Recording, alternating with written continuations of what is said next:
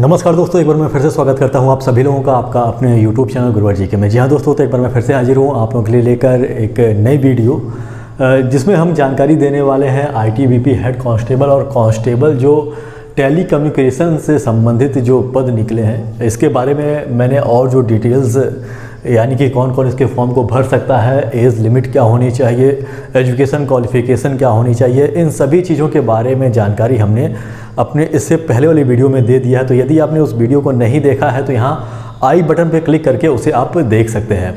तो जैसा कि मैंने आपसे वादा किया था कि मैं लेकर आने वाला हूँ इसके सिलेक्शन प्रोसेस का, ये सामान्य रूप से ITBP head constable telecommunication और कांस्टेबल टेली कम्युनिकेशन का जो पद निकाला गया है ITBP में, उसके संदर्भ में है। उसके संदर्भ में सिलेक्शन प्रोसेस क्या क्या है।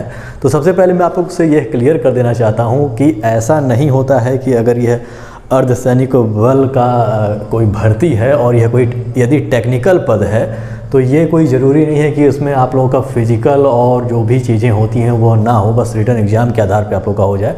तो ऐसा नहीं है। इसमें आपसे बता दूं कि इसमें आप लोगों का फिजिकल भी होगा और रिटन एग्ज़ाम भी होगा, उसके बाद आप लोग के चेस्ट और हाइट सबकी मपनी की जाएगी।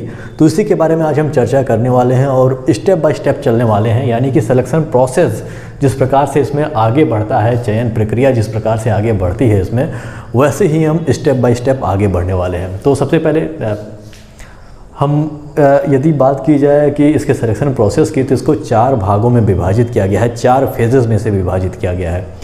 फ़ेज़ 1 है, फिर फ़ेज़ 2 है, फिर फ़ेज़ 3 है और फ़ेज़ 4 है। फ़ेज़ 1 में सामान्य रूप से आप लोगों का PET यानी कि इसमें आप लोगों का जो दौड़ होता है वो सब करा लिया जाता है। फिर आप लोगों का फिजिकल स्टैंडर्ड टेस्ट हो जाता है। इसमें आप लोगों का मुख्य रूप से आप लोग के चेस्ट और हाइट की मपनी कर ली जाती है। और फिर जब दूसरा फेज़ स्टार्ट होता है उसमें आप लोगों का रिटन टेस्ट हो जाता है। तीसरे फेज़ में आप लोगों का यहाँ पे मेरिट लिस्ट निकाला जाता है और चौथे फेज़ में आप लोगों का डॉक्यूमेंट वेरिफिकेशन और डिटेल्ड मेडिकल एग्जामिनेशन होता है। हम सबसे पहले बात करते हैं फ़ेज़ 1 की। फ़ेज़ 1 में सबसे पहले आप लोगों का PT यानी कि फिजिकल एफिशिएंसी टेस्ट होगा, यानी कि सामान्य रूप से जैसा कहा जाता है कि जिसमें आप लोगों का दौड़ होता है या फिर कूद होती है, अलग अलग तरह की चीज़ें उसमें शामिल होती हैं। तो उसी की हम बात करेंगे। और इसमें देखिए मेल और फीमेल के लिए अलग अलग क्राइटेरिया इसमें निर्धारित किया गया है। यदि हम मेल के दौड़ की बात करें तो मेल का सबसे पहला आप लोग का जो होगा वह दौड़ होगा इसमें, जो कि 1600 मीटर का आप लोग का दौड़ रहेगा, जो कि 7.5 मिनट में आप लोगों को कंप्लीट करना होगा। 7.5 मिनट में यानी कि 7 मिनट 30 सेकंड में आप लोगों को यह कंप्लीट करना होगा। जब आप लोगों का रेस हो जाएगा पुरुषों का, तो फिर दूसरे नंबर पे आप लोगों का यहाँ पे 11 फीट का लॉन्ग जंप होता है, जिसमें आप लोगों को लंबी कूदना होता है। और यह 11 फीट आप लोगों को कूदना रहता है और 3 चांस आप लोगों को मिलता है, यानी कि 3 चांस में से आप कभी भी एक बार यदि 11 फीट कूद जाते हैं लंबी कूद, तो आप इसमें क्वालिफाई माने जाते हैं। यदि हम हाई जंप की बात करें यानी कि ऊंची कूद की बात करें तो 3.5 फीट पुरुषों को कूदना रहता है और 3 चांस इसमें भी मिलता है। 3 चांस में से किसी एक बार में यदि आप क्वालिफाई हो जाते हैं तो आप इसमें क्वालिफाई माने जाएंगे। और यदि मैं फ़ीमेल की बात करूं तो फ़ीमेल का जो दौड़ होता है वह 800 मीटर का इसमें होता है, जो कि 4 मिनट और 45 सेकंड उन्हें मिलता है दौड़ने के लिए।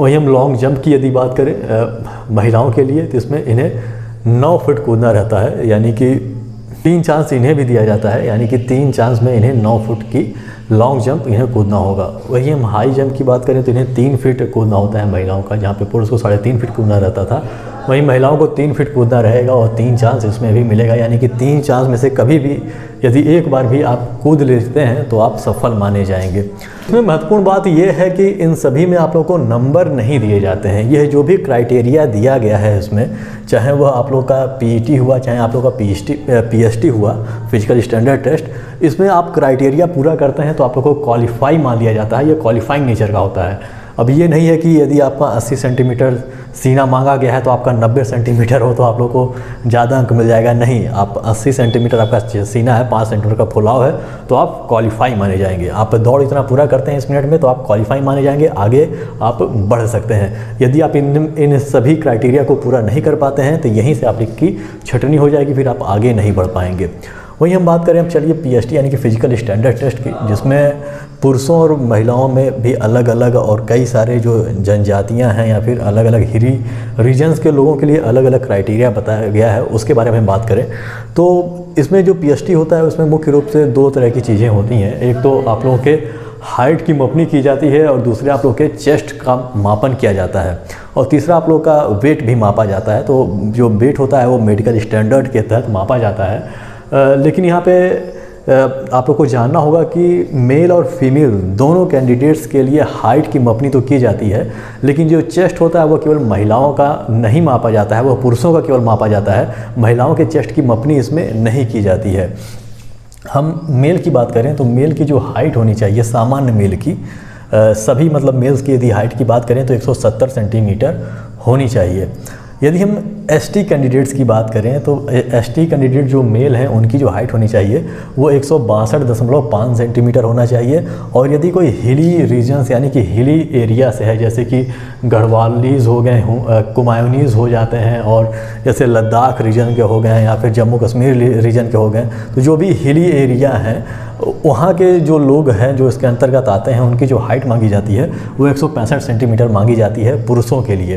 अब हम पुरुषों के चेस्ट की बात कर लें तो 80 सेंटीमीटर सामान्य होना चाहिए यानी कि सबका होना चाहिए और 5 सेंटीमीटर का फुलाव होना चाहिए, यानी कि सामान्य अवस्था में इस तरह का आपका जो चेस्ट होना चाहिए वह नॉर्मल वह 80 सेंटीमीटर का होना चाहिए न्यूनतम, और फुलाव इसमें आप लोगों का 5 सेंटीमीटर का न्यूनतम रहना चाहिए। वहीं अभी यदि मैं बात करूँ एसटी कैंडिडेट्स का, तो एसटी कैंडिडेट्स की यदि चेस्ट जो है वह न्यूनतम 76 सेंटीमीटर है तो वह क्वालिफाई माने जाएंगे। 5 सेंटीमीटर का फुलाव लेकिन इन्हें भी चाहिए। वहीं हमें हिली रीजन्स की बात करें तो यहाँ पे 78 सेंटीमीटर उनका होना चाहिए चेस्ट और 5 सेंटीमीटर का फुलाव इन्हें भी चाहिए। जैसा कि मैंने बताया कि फ़ीमेल के चेस्ट की मापनी नहीं की जाती है, तो फीमेल के विभिन्न कैटेगरी में जो हाइट है यानी कि जो सामान्य अभ्यर्थी रहेंगे उनमें जो फीमेल कैंडिडेट रहेंगी उनकी जो हाइट रहनी चाहिए वो 157 सेंटीमीटर होना चाहिए। और एसटी कैंडिडेट यानी कि शेड्यूल्ड ट्राइब्स, देखिए इसमें एससी कैंडिडेट को कोई छूट नहीं दी जाती है, इसमें केवल एसटी कैंडिडेट को ही छूट दी जाती है। तो एसटी कैंडिडेट्स यदि कोई हैं तो 150 सेंटीमीटर कोई महिला कैंडिडेट हैं तो उनका सिलेक्शन इस पे हो जाएगा 150 सेंटीमीटर हाइट पे। और यदि कोई हिली रीजन्स की कोई महिला है तो उनका जो हाइट होना चाहिए वो 155 सेंटीमीटर होना चाहिए। चेस्ट का मापन इसमें नहीं किया जाता है। ये आप लोगों का फेज फर्स्ट ख़त्म हो जाएगा, आप इसमें क्वालिफाई हो जाएंगे तो फिर आप लोगों का थोड़े दिन बाद आप लोगों का रिटर्न एग्ज़ाम के लिए फिर से एडमिट कार्ड जारी किया जाएगा। अब देखिए हर फेज़ के लिए अलग अलग जो एडमिट कार्ड है वह जारी किया जाता है। तो फेज फर्स्ट के लिए पहले जारी होगा, फिर ये जब ख़त्म हो जाएगा फिर आप लोग का रिटर्न एग्जामिनेशन के लिए फिर एडमिट कार्ड जारी किया जाएगा जो कि फेज सेकेंड होगा। और इसमें देखिए इसमें हेड कांस्टेबल और कांस्टेबल के लिए अलग अलग पेपर होगा। अब यह पेपर OMR बेस्ड भी हो सकता है और CBT बेस्ड भी हो सकता है। OMR बेस्ड का मतलब होता है जो ऑफलाइन पेपर होता है, वो ऑफलाइन भी हो सकता है जो कि ऑब्जेक्टिकल किस्म का ही होगा, यानी कि एक प्रश्न रहेगा 4 उसके उत्तर दिए रहेंगे, यानी कि जो ऑप्शंस रहते हैं उस तरह के ही इसका पेपर पैटर्न रहता है। और यह ऑनलाइन भी हो सकता है ऑफलाइन भी हो सकता है, अभी यह निर्धारित नहीं किया गया है, दोनों में से कोई एक हो सकता है। अब इसमें ये जो हेड कांस्टेबल है और जो कांस्टेबल है दोनों का अलग अलग एग्जाम होगा, अलग अलग पेपर पैटर्न इसका बनाया गया है, लेकिन कुछ चीज़ें समान इसमें रहेंगी जिसके बारे में हमें जान लेना होगा। यानी कि यदि हम प्रश्नों की बात करें तो सब में यानी कि हेड कांस्टेबल और कांस्टेबल दोनों के लिए जो पेपर तैयार किया जाएगा उसमें 100 प्रश्न रहेंगे और 100 नंबर के वो रहेंगे और 2 घंटे का उन्हें समय दिया जाएगा, यानी कि 120 मिनट में उन प्रश्न का इन्हें हल करना होगा, उन प्रश्नों को हल करना होगा।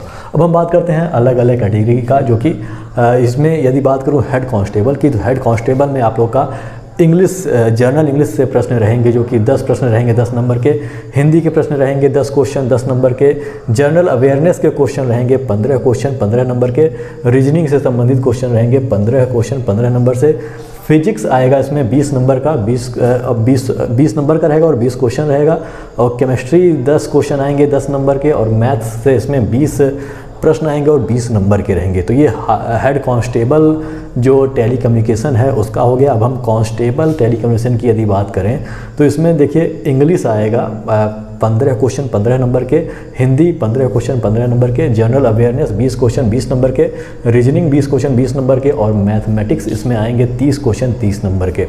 माइनस मार्किंग की यदि मैं बात करूं तो इसमें माइनस मार्किंग नहीं है, यदि आप कोई प्रश्न गलत करते हैं तो उसका आपका कोई अंक नहीं काटा जाएगा। और तो जब ये आप लोग का रिटन एग्ज़ाम हो जाएगा तो आपका जो कट ऑफ बनेगा मेडिकल एग्जामिनेशन के लिए या फिर डॉक्यूमेंट वेरिफिकेशन के लिए, वो अंतिम कट ऑफ इसी के माध्यम से बनाया जाएगा, यानी कि रिटन एग्ज़ाम से ही बनाया जाएगा। ये तो आप क्वालिफाई हैं तभी आप रिटन एग्ज़ाम देंगे।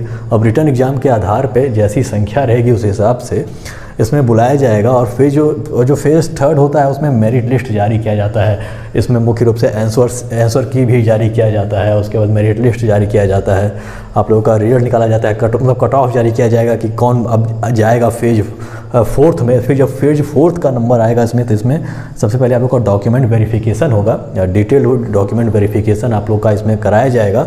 और डॉक्यूमेंट वेरिफिकेशन के बाद इसमें DME यानी कि डिटेल्ड मेडिकल एग्जामिनेशन होगा। डिटेल्ड मेडिकल एग्जामिनेशन एक बार होगा और फिर से जैसे कुछ लोग यदि कुछ कमी रह जाती है तो कुछ लोग उसमें समय भी मांग सकते हैं कि हम देखिए इतने दिन में हम समय, जैसे ये सभी संस्थाएं जो होती हैं, सैनिक बल वाली जो संस्थाएं होती हैं, ये समय देती है कि भाई चलिए आपका फिर से मेडिकल एग्जामिनेशन हम कराएंगे, तब तक आप सही हो जाइए।